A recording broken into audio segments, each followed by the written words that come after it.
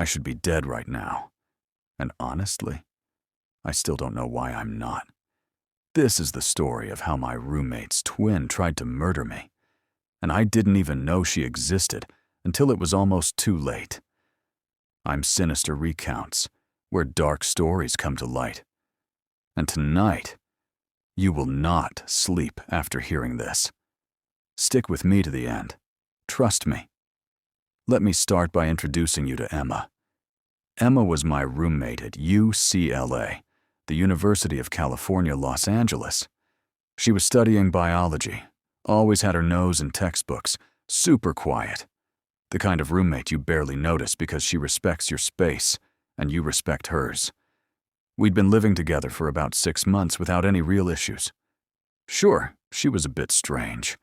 Kept her side of the room unusually organized. Never talked about her family. Always seemed anxious when her phone rang. But nothing alarming. At least not until February. I remember the exact date because my boyfriend, Jake, had just surprised me with tickets to a concert. We were going out Saturday night, and I was excited. I was getting ready in our dorm room, doing my makeup, when Emma came in looking absolutely terrified. Her face was pale. Her hands were shaking. I'd never seen her like that before. "Are you okay?" I asked her. She didn't answer, just kept staring at her phone screen like it was going to explode. "Emma? Seriously, you're scaring me. What's wrong?" Finally, she looked up at me, and I'll never forget what she said. My sister just landed in LA. Now, this was weird for one reason. Emma had never mentioned having a sister. In 6 months of living together, through late-night study sessions, random conversations, listening to her phone calls with family, nothing. Not a single mention of a sibling. So naturally, I asked, "Wait, you have a sister?" "You've never talked about her before." Emma's response, even stranger. "Yeah. Well, we're not exactly close. She's complicated." That's all she would say. Complicated. The next morning, there was a knock on our door. I answered it, and I literally thought I was hallucinating. Standing in the doorway was Emma. Except it wasn't Emma. But it was Emma. Same face, same height, same everything. Down to the same little scar on her left cheekbone. "Oh my God," I said. "You're twins?" The girl smiled, but it was different from Emma's smile. Colder, sharper. "Even more identical than you think," she said. And she walked past me into the room without waiting to be invited. Her name was Olivia. And from that moment, everything changed. At first it was small things. Olivia would stare at me for way too long during conversations, just watching me, studying me. When I'd leave the room, she'd rearrange things on my desk, not stealing anything, just moving stuff. Books in different places. My phone charger relocated. My hair tie moved from my desk to my nightstand. Emma acted like I was paranoid when I mentioned it. "Liv just does that. Don't worry about it," Emma said. But I was worried, because it's creepy when someone you don't know systematically goes through your personal space. Then one night, Olivia did something that made my skin crawl. I was in the bathroom, getting ready for bed. The door was locked. I heard footsteps. Then, silence. When I opened the door, Olivia was standing right outside, just staring at the door, waiting. "Jesus!" I yelped. "You scared me half to death! What are you doing?" "Nothing," she said quietly. "Just waiting for the bathroom." But here's the thing. There are 3 bathrooms on our dorm floor. Why would she wait outside mine? I didn't sleep well that night. Things escalated fast. Olivia started mimicking me, copying the way I dressed, the way I talked. She'd repeat phrases I used moments after I said them. She borrowed my clothes without asking, wore my makeup, even got my hairstyle cut into her own hair. It was like she was trying to become me. One day, I came back to the dorm and found her in my bed, in my clothes, with my makeup on, just lying there. When she saw me, she didn't even sit up.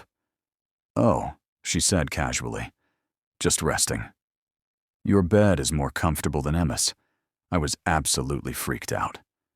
That night, I told Emma we needed to talk. "Look," I said, "your sister is, I don't know, she's weird. And honestly, I'm uncomfortable having her here. She's going through my stuff, wearing my clothes." Emma's face changed. She looked scared. "Okay," she said. "I need to tell you something about Olivia. Something important." She took a deep breath. "We're not just twins. We were born from an obsessive mother who had a history of mental health issues. When Olivia was 12 and I was 12, our mother had what they called a dissociative episode. She convinced herself that one of us was her real daughter, and one of us wasn't. She became obsessed with us being the same person, like we were one soul split between two bodies. She kept us isolated from other people, made us dress identically, made us mimic each other constantly. By the time social services got involved, the damage was done." Emma's voice was shaking now. "Olivia, she never really separated psychologically.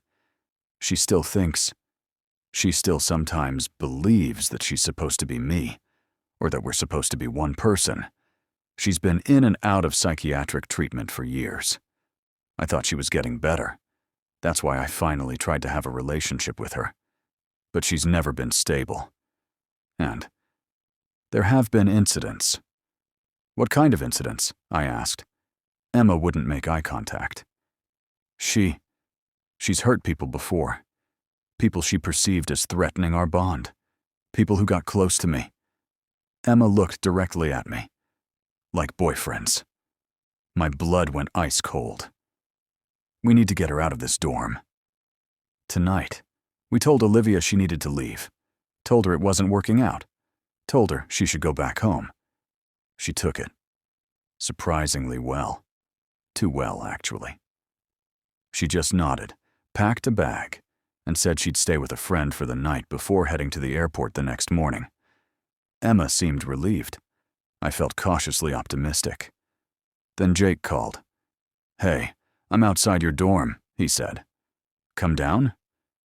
I want to surprise you with late-night tacos from that place you love." I grabbed my jacket and headed downstairs. What I didn't know was that Olivia had been watching from the window, watching me leave, watching Jake wait in his car. And while I was down there with Jake, Olivia did something that would change everything.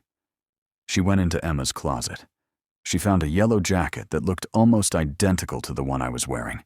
She put it on, and she went downstairs and got into Jake's car. In the dark, from behind. For just a second, he thought it was me. Jake realized immediately it wasn't me. Olivia climbed out of the car looking disappointed?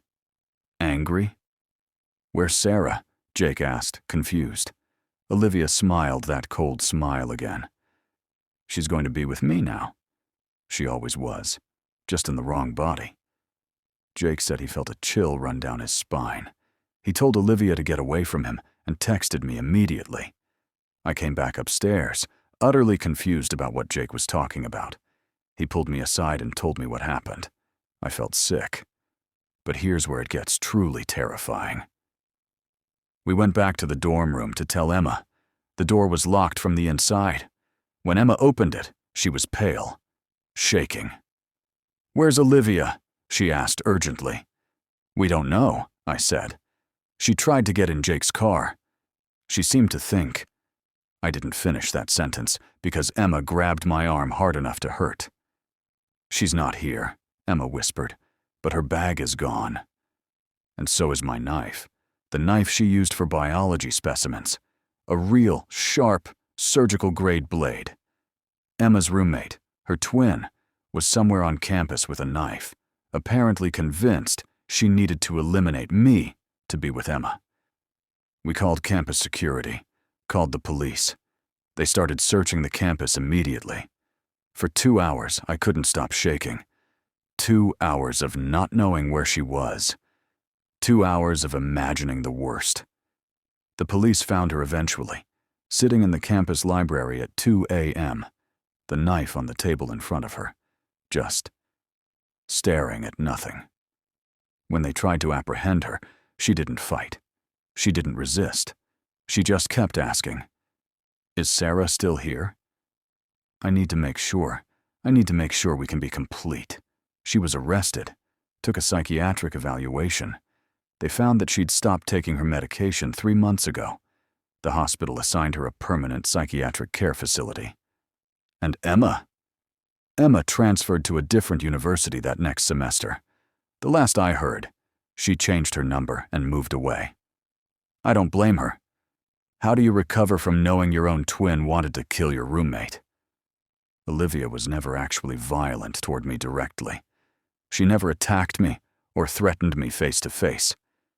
What she did was something somehow more disturbing.